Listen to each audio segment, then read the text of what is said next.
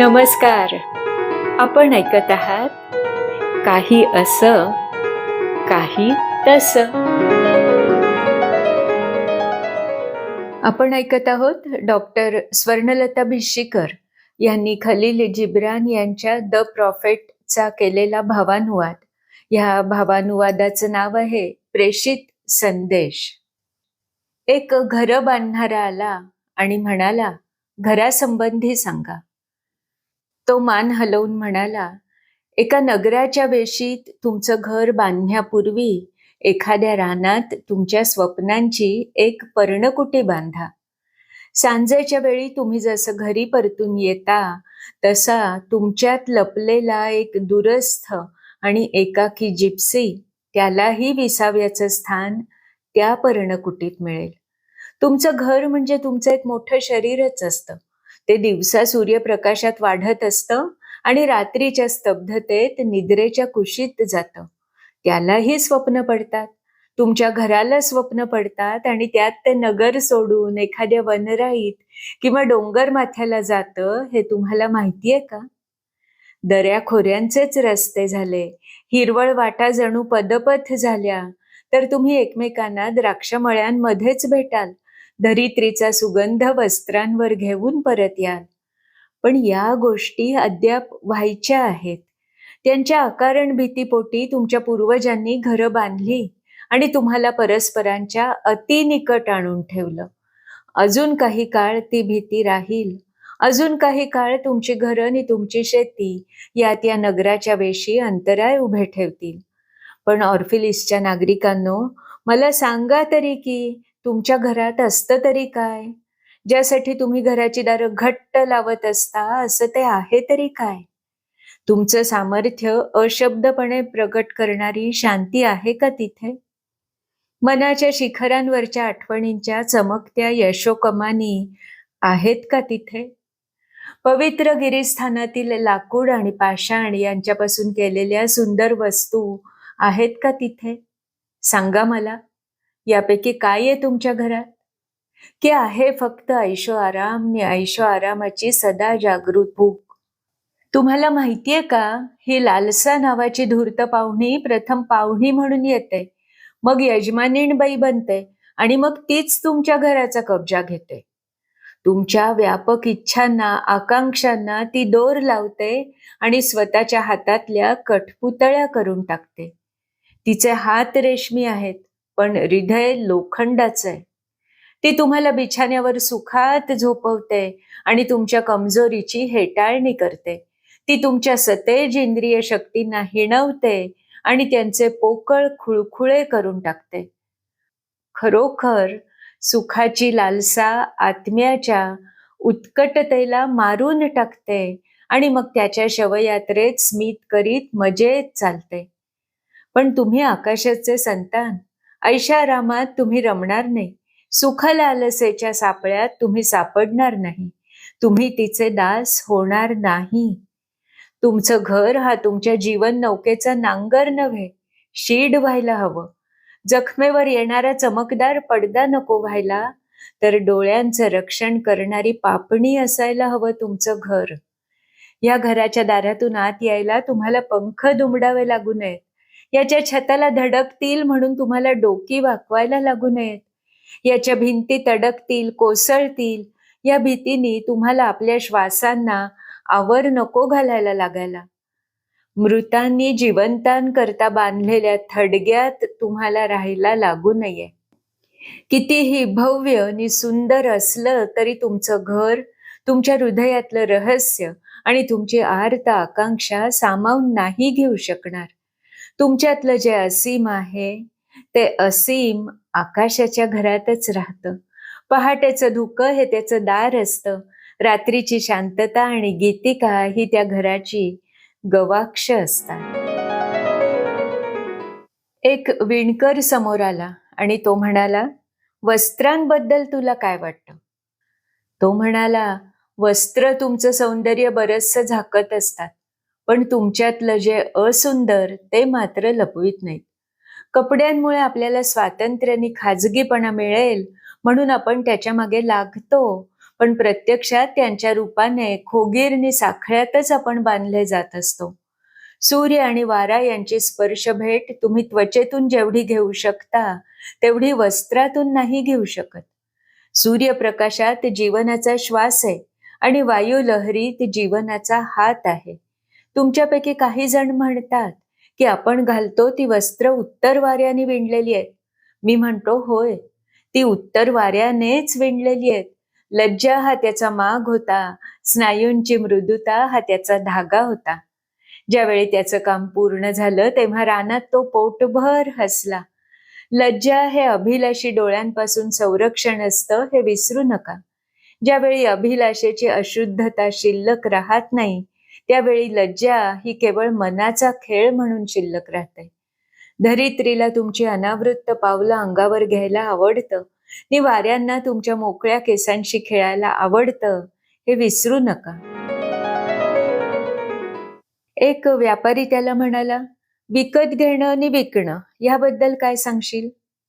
तो म्हणाला, धरित्री तुम्हाला फळं देते, त्यातून दोन्ही हात भरून कसं मिळवायचं हे तुम्हाला माहीत नसतं तर ती फळं तुम्ही घेतली नसती. धरित्रीचं दान एकमेकांना देत तुम्ही समृद्ध आणि समाधानी व्हायचं आहे. पण त्या देण्या घेण्यात प्रेम आणि सहृदय न्याय नसेल तर त्यातून कोणीतरी लोभी होणार आणि कोणीतरी उपाशी राहणार. बाजारात तुम्ही सर्व म्हणजे समुद्रावरचे व्यापारी, धान्याचे व्यापारी आणि द्राक्षमळ्यांचे बागायतदार एकत्र होता. तुम्ही विणकरांना, कुंभारांना आणि मसाल्याचे पदार्थ गोळा करणाऱ्यांना भेटता. त्यावेळी धरित्रीच्या थोर आत्म्याला आवाहन करा. विक्रीच्या वस्तू तोलणारे ताजवे त्यात आत्म्याच्या स्पर्शाने पवित्र होऊ देत. रित्या हाताने आलेल्यांना या व्यवहारात घेऊ नका. त्यांच्या चतुर शब्दांच्या बदल्यात तुमचे श्रम विकले जाऊ देऊ नका. अशा धूर्तांना तुम्ही सांगा, आमच्या बरोबर शेतात खपून पहा किंवा त्या मच्छीमार बंधूंबरोबर समुद्रात जाळं फेकायला जा.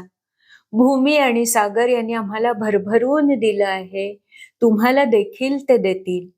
जर बाजारात गाणारे आणि नर्तक, बासरीवादक भेटले तर त्यांच्या कलेची देखील कदर करा. ते सुद्धा फळणी ऊद धूप गोळा करणारेच आहेत. ते जे आणतात ते तुमच्या आत्म्याचं अन्नवस्त्रच असतं. बाजारातून परतताना असं जरूर पहा की कोणी रिकाम्या हाती तर परतत नाही ना. तुमच्यापैकी एकाची जरी गरज भागली नाही, अशांत राहिली तर वाऱ्याच्या शेजेवर धरित्रीच्या आत्म्याला शांत झोप यायची नाही. नगरातील एक न्यायाधीश नंतर उठून उभे राहिले. त्यांनी विचारलं, गुन्हा आणि शिक्षा याबद्दल आपले काय विचार आहेत? तो उत्तरला, ज्यावेळी तुमचा आत्मा वाऱ्यावर भटकत असतो त्यावेळी एकाकीनी असंरक्षित असे तुम्ही दुसऱ्यांशी अयोग्य वागता आणि त्यामुळे स्वतःचाही अपराध करता. त्या अपराधामुळे तुम्हाला पुण्यवंतांच्या दाराशी उपेक्षिताप्रमाणे वाट पाहावी लागते. दार ठोठावावं लागतं. तुमचा आत्मा सागराप्रमाणे सदा निर्दोष पवित्रच असतो. ज्यांना पंख असतात त्यांनाच तो उचलून घेतो. तुमचा आत्मा सूर्याप्रमाणे असतो. त्याला बिळं आणि सर्पाची वारुळं यांचा पत्ताच नसतो. पण तुमच्या व्यक्तिमत्वात केवळ तुमचा आत्माच राहत नाही. तुमच्यात माणूसपणाचा बराच अंश आहे आणि तुमच्यातला काही भाग तर अद्याप माणूसही बनायचा आहे. तो आकारहीन पशु धुक्यातून जागं होण्याची वाट पाहत फिरत आहे. तुमच्यातला जो माणूस आहे त्याच्याविषयी मी आता बोलतो. तुमचा आत्मा, तुमच्यातला माणूस किंवा पशु यापैकी कोणालाच अपराध आणि शिक्षा याबद्दल माहिती नाही. अपराध केलेल्या कुणा एकाबद्दल तुम्ही बोलताना मी पुष्कळदा ऐकतो. जणू काही तो तुमच्यातला नव्हेच, कोणी परकाच तुमच्या जगात अनाहूत आलेला, अशा प्रकारे तुम्ही बोलता. तुमच्यापैकी प्रत्येकात जी श्रेष्ठता आहे तिथवर अगदी पुण्यवान आणि सदाचारी सुद्धा पोचू शकणार नाही. तुमच्यापैकी प्रत्येकात जी हीनता आहे तिची तुलना अगदी दुष्टातला दुष्ट निहीन माणसाशीही होणार नाही. झाडाचं एक छोटंसं पान हिरव्याचं पिवळं झालं तरी संपूर्ण झाडाला ते कळतंच. तसंच अपराध करणारा तुम्हा सर्वांच्या मूक संमतीशिवाय अपराध करूच शकणार नाही. तुमच्यातील शुभतत्वाकडे, तुमच्या आत्म्याकडे जणू तुम्ही एकत्रच प्रवास करत असता. तुम्हीच प्रवासी आणि तुम्हीच वाटाडे. तुमच्यातला एखादा ठेच लागून पडतो ते तुम्हा सर्वांच्या हितासाठीच, तुम्हाला पूर्वसूचना मिळावी म्हणूनच. त्याच्या पुढे गेलेले गतीने चालत होते. पाऊल पक्क होतं, पण वाटेतला अडथळा होऊन पडलेला दगड उचलण्याची त्यांनी तसदी घेतली नाही. माझे हे शब्द तुम्हाला कडू लागतील, पण खुन्याला त्याच्या स्वतःच्या खुनाबद्दल अपराधी गणलं जातं का? चोरी करणारा स्वतःच लुबाडला गेलेला नसतो का? दुष्टांनी केलेल्या अपराधाची जबाबदारी सदाचारी माणसांवरही येत असते. ज्यांचे हात स्वच्छ आहेत त्यांच्यावरही, ज्यांचे हात कलंकित आहेत अशांची जबाबदारी येते. जो जखमी झालेला असतो त्याने त्याला जखमी करणाऱ्याचा काहीतरी गुन्हा केलेला असतो. जे निरपराध आणि अकलंक म्हटले जातात त्यांच्या अपराधांचा बोजा सुद्धा गुन्हेगार घोषित केलेल्यावरच येऊन पडतो. न्याय आणि अन्याय, चांगलं आणि वाईट यात फरक करणं सोपं नाही.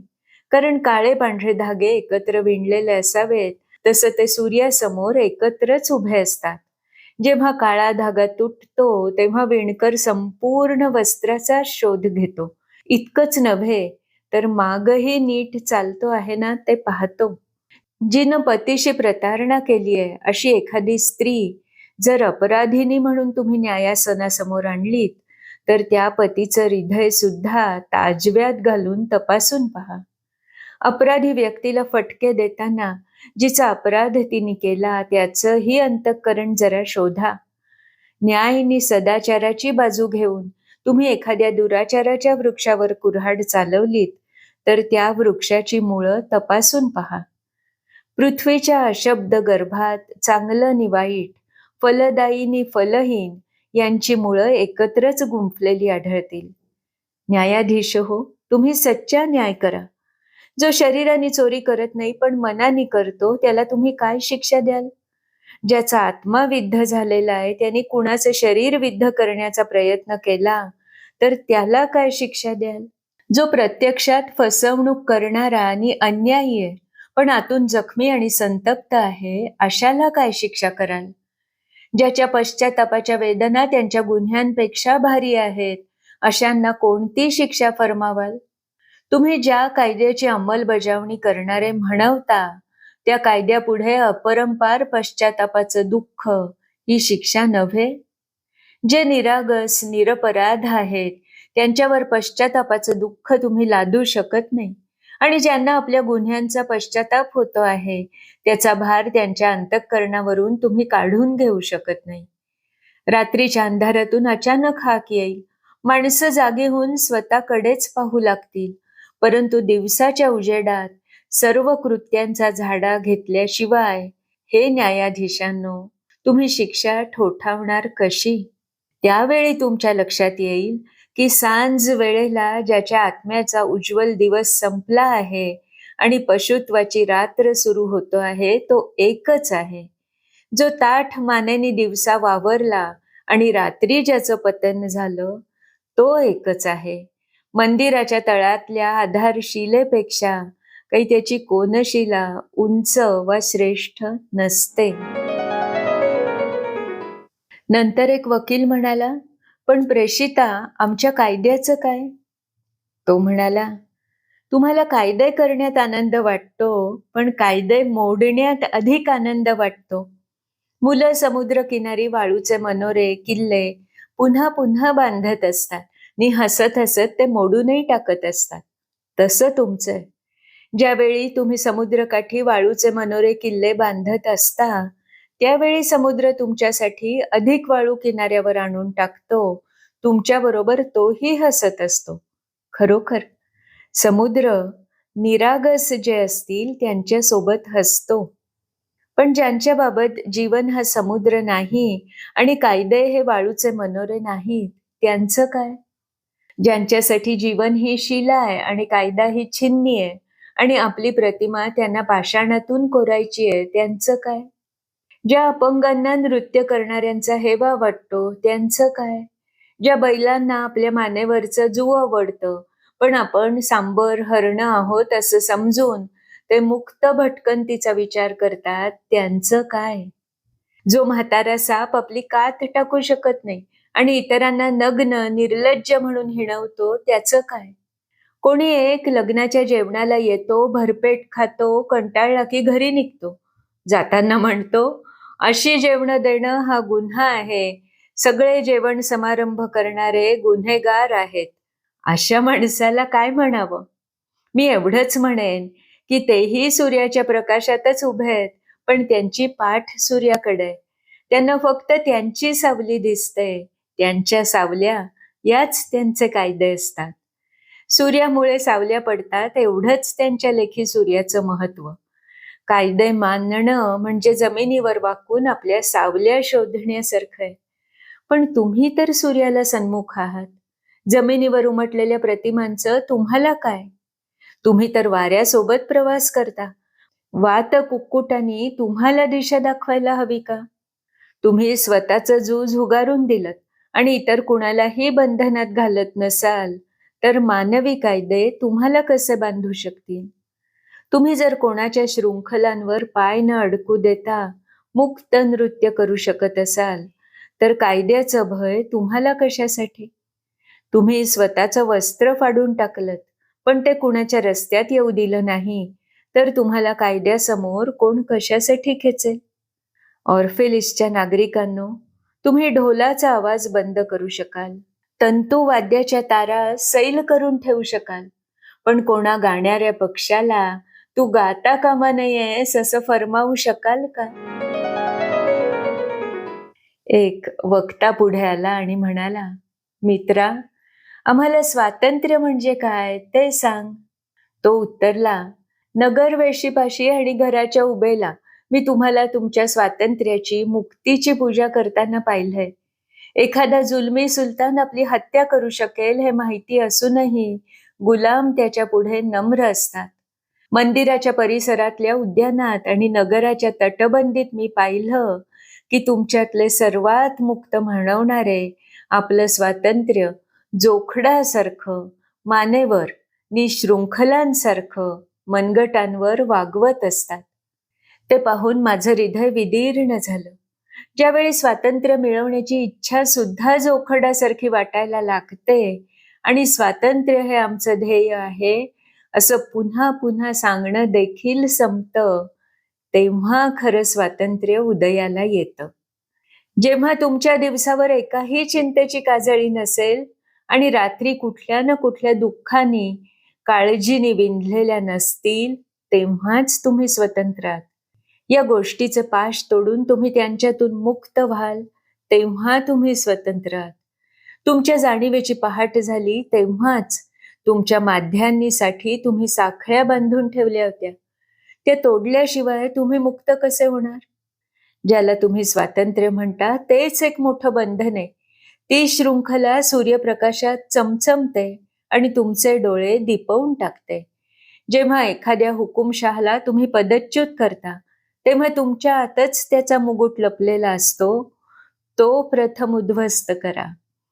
ज्यांना स्वतःच्या स्वातंत्र्याचंच बंधन झालेलं असतं आणि स्वाभिमानाबद्दल लाज वाटत असते, अशांवरच हुकुमशहा सत्ता गाजवू शकतात ना? तुम्ही एक चिंता सोडून दिलीत आणि त्या चिंतेची निवड तुम्ही केलेली होती. ती तुमच्यावर लादलेली नव्हती. असं असेल तर तुम्ही स्वतंत्र आहात. एक भीती तुम्ही त्यागलीत, तिचं स्थान तुमच्या हृदयात होतं. तुम्हाला भय घालणाऱ्या हातात नव्हतं. असं असेल तर तुम्ही स्वतंत्र झालात. ज्या गोष्टीचं तुम्ही भय बाळगता आणि ज्यांची इच्छा करता, त्या गोष्टी तुम्हाला हव्याशा वाटतात आणि ज्या गोष्टी नकोशा वाटतात, ज्यांचा तुम्ही पाठलाग करता आणि ज्या तुम्हाला सोडून द्याव्याशा वाटतात, त्या सर्व परस्पर विरोधी गोष्टी तुमच्या अंतर्विश्वात गळ्यात गळा घालूनच नांदत असतात. प्रकाश, सावल्या यांची ज्याप्रमाणे जोडी असते, तशा जोड्या करून ते तुम्हाला चिकटून असतात. जेव्हा सावली नाहीशी होते, तेव्हा जो प्रकाश मागे रेंगाळत राहतो, तो नव्या प्रकाशाची सावलीच बनतो. तुमचं आजचं स्वातंत्र्य तुम्ही शृंखला तोडून मिळवलेलं असेल, पण याहून मोठ्या स्वातंत्र्यासाठी हे आजचं स्वातंत्र्यच शृंखला होऊ शकतं.